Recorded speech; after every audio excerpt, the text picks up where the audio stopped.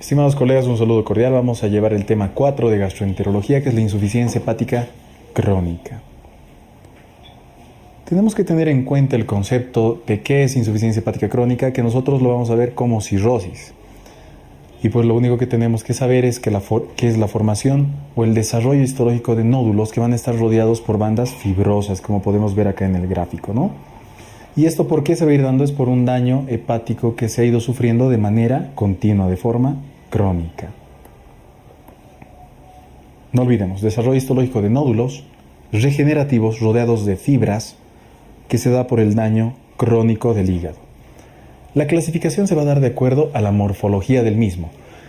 Y pues vemos que la cirrosis hepática, esta insuficiencia hepática crónica, se puede dar de forma micronodular, macronodular o de forma mixta. Para hacernos una idea, mientras más tiempo van a tener estos nódulos, van a ser más grandes. Es por eso que los macronodulares, como podemos observar acá, estos que tienen más de 3 milímetros, se presentan sobre todo en patologías crónicas, como ser las hepatitis de curso crónico, las que se han cronificado, como puede ser la B, etcétera, ¿no? Y las otras, las micronodulares que tienen menos de 3 milímetros, como estamos viendo en este otro gráfico, se presentan en patologías sobre todo de carácter o de una lesión hepática que no ha sido muy agresiva y que no está durante mucho tiempo. Puede ser en una cirrosis que esté dándose en un paciente con hemocromatosis o una hepatitis aguda o intoxicaciones, etcétera, ¿no? Puede haber la combinación de ambos, micronodulares y macronodulares, y esto se da sobre todo si se hace un estudio anatomopatológico en un paciente que esté cursando con una patología crónica en estadios iniciales a avanzados, ¿no? Vamos, el cuadro clínico. ¿Cómo se presentará esta cirrosis? Ya hemos visto en el anterior tema cómo se presenta la insuficiencia hepática aguda y va a tener mucha similitud, el cuadro va a ser igual. Puede ser de dos formas, o el paciente va a estar compensado o el paciente va a estar descompensado. ¿Qué pasa en un paciente compensado? Como su nombre lo dice, está compensado, no tiene signo sintomatología. Entonces estos pacientes, ¿cómo se diagnostica la cirrosis? Es por estudios rutinarios, es el que les han pedido en la empresa, o se hacen sus chequeos anuales y demás, pues se hallan estos nódulos en el estudio de imagen que se realiza al paciente, se estudia un poco más y se va a determinar, que el paciente tiene cirrosis. Pero en una forma descompensada, el cuadro es bien florido y es bien característico, porque la mayor parte de los pacientes obviamente van a debutar con lo clásico, está fallando el hígado, van a tener ictericia. ¿Qué más van a tener? Encefalopatía, como hemos visto. El dúo clásico que tiene que tener un paciente con daño hepático es tanto ictericia como encefalopatía, de cualquier grado. Pero ¿qué más tienen estos pacientes cirróticos? Sabemos que el hígado pues juega un papel muy importante formando muchas cosas, entre ellas proteínas. Los pacientes no van a retener el líquido. Entonces, ¿qué van a pasar con esos pacientes? Van a ir al tercer espacio, van a tener una citis bastante marcada, tan marcada que así puede pasar a otros espacios, y esta citis, esta acumulación de líquido en la cavidad peritoneal, puede irse, por ejemplo, al tórax, producir un hidrotórax. Causa depresión de volumen, que va a producir un síndrome hepatorrenal, una insuficiencia renal aguda de tipo prerrenal, porque no le está llegando líquido y volumen a ese riñón. Entonces, la forma descompensada que tendrá, ¿forma factores de coagulación? Sí, pues entonces, como está mal, va a tener sangrados de las varices, por ejemplo, por el aumento de la presión portal, y además porque tampoco coagula. Va a tener ascitis. ¿Ese líquido se ve infectar o es un líquido limpio? Es un líquido que está sucio. Va a tener una peritis bacteriana espontánea, muy característica de los pacientes ascíticos. Encefalopatía, ictericia, pudiendo tener disnea. ¿Pero por qué la disnea? Por dos causas, ya sea porque está comprimiendo bastante el diafragma, el líquido ascítico, o porque este líquido ascítico ha pasado al tórax, está produciendo un hidrotórax que obviamente no va a producir unos movimientos de ampliación conservados, ¿no? Las principales complicaciones de la cirrosis. Ya sabemos el concepto, ya sabemos cómo se presenta la cirrosis, si es compensada o descompensada, pues veamos cómo se complica la cirrosis. Sangrado de las varices. ¿Para qué una varice esofágica? Pensemos un poco. El hígado tiene los sinusoides, la presión de ese vaso sanguíneo se va a llamar la hipertensión, la presión portal. Si aumenta mucho la presión portal, ¿qué va a pasar? Pues obviamente va a aumentar el retorno, se van a ingurgitar esas varices y pueden sangrar, ayudadas a la vez porque este paciente no está formando factores de coagulación. Entonces, ese sangrado varicial, cuando hay un gradiente de presión portal mayor a 12 milímetros de mercurio, se hace presente. Otros factores que favorecen la aparición es que el paciente tenga ascitis, una ictericia bien marcada, el gradiente que les había mencionado y pues puntos rojos sobre las varices. Si es que se hace una endoscopía a un paciente cirrótico y se ven estos signos, bueno, tú al hacer la inspección ya ves que está ascítico, que está ictérico, pero si le das una endoscopía y tiene puntos rojos y además tiene una clasificación de Child-Pugh elevada, como puede ser un Child-Pugh B, es bastante sugestivo de que este paciente va a sangrar. Entonces se hace un tratamiento profiláctico, sobre todo con beta-bloqueantes. Ascitis, síndrome hepatorenal. Hemos dicho retiene líquido en el tercer espacio en la cavidad peritoneal. Ese líquido retenido obviamente va a disminuir el volumen, le va a llegar menos perfusión a nivel del riñón y pues va a tener una insuficiencia renal el paciente. Además, por todos los otros tóxicos que están en la sangre que llegan al riñón pueden producir una necrosis tubular aguda, ¿no? Encefalopatía hepática por la retención de amonio y una descompensación hidroelectrolítica y otros tóxicos de la sangre, puede existir una encefalopatía que se da directamente por problemas hepáticos. Hidrotórax hepático por lo que les había mencionado, el líquido que atraviesa la cavidad. Y la complicación más grave que podríamos así llamar es el carcinoma hepatocelular, presente en los pacientes con cirrosis avanzada y no tratada, ¿no? Diagnóstico. Si es compensada, pues es un diagnóstico de rutina que has estado realizando una ecografía, que has visto nódulos. Estos nódulos tienen la característica de estar rodeados por bandas fibrosas, el paciente tiene hipertensión, que es yo, le puedes diagnosticar de cirrosis. Y de la forma descompensada, un paciente que acude a tu consulta, haces una historia clínica, puede tener hábitos alcohólicos, qué sé yo, pero estás viendo que el paciente está con ascitis, que está amarillo, que el paciente tiene cierto grado de encefalopatía y sangrados, etcétera, puedes pensar en cirrosis, realizar los estudios, realizar un estudio de imagen y puedes comprobar de que el paciente tiene estos nódulos de regeneración rodeados de las bandas fibrosas y diagnosticarlo de cirrosis o insuficiencia hepática crónica. Estadificación. De acuerdo a si el paciente está teniendo ascitis o no, lo vamos a clasificar en 4 grados. En los 2 primeros, vamos a ver que hay ausencia de varices esofágicas, mejor dicho. Varices y ascitis. Como podemos ver en el estadio número 1, hay ausencia de varices esofágicas y ascitis, pero solamente un 1% de probabilidad de mortalidad al año. En el estadio 2 ya vamos a tener varices, pero no hay hemorragia. El paciente está con ascitis y la mortalidad aumenta a un 3 a 4%. En el estadio 3 tenemos ascitis, ya sea o no haya varices, pero ya hay ascitis, y el paciente tiene una mortalidad del 20% al año. Y en el estadio 4 hay hemorragia, la varice ya está sangrando, no va a presentar ascitis, pero como ya hay una hemorragia variceal, que es una complicación bastante peligrosa dentro de estos pacientes, tiene una probabilidad o una mortalidad del 57% al año.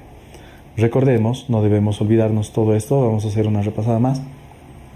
Estadio 1, no hay varices, sí tiene ascitis, pero la mortalidad es baja. Estadio 2, si hay varices, no están sangrando, el paciente tiene ascitis, tiene una mortalidad relativamente baja del 3 a 4%. 3, si está con ascitis, si está con la ausencia, bueno, no está con varices, tiene una mortalidad del 20%, si está ascítico. En el estadio 4, hemorragia, no tiene ascitis, pero sí hay hemorragia, por eso la mortalidad aumenta un 57% de forma anual. Hay una clasificación que es la de Child-Pugh para ver el grado de lesión hepática y la repercusión que va a tener en el paciente. Y pues vamos a dar 1, 2 y 3 puntos de acuerdo a varios parámetros. Entre ellos va a estar las proteínas, va a estar la albúmina, va a estar si es que hay o no hay ascitis, va a estar los niveles de bilirrubina, los grados de encefalopatía y el tiempo de protombina. Y se les da la puntuación así. La albúmina solamente se le da un punto si está mayor a 3.5. Si está de 2.8 a 3.5 se le da 2 puntos. Y si está muy baja, menor a 2.8, pues se le da una puntuación de 3. La ascitis, no tiene ascitis. Si tiene una ascitis controlable o si tiene una ascitis refractaria, 1, 2 o 3 puntos.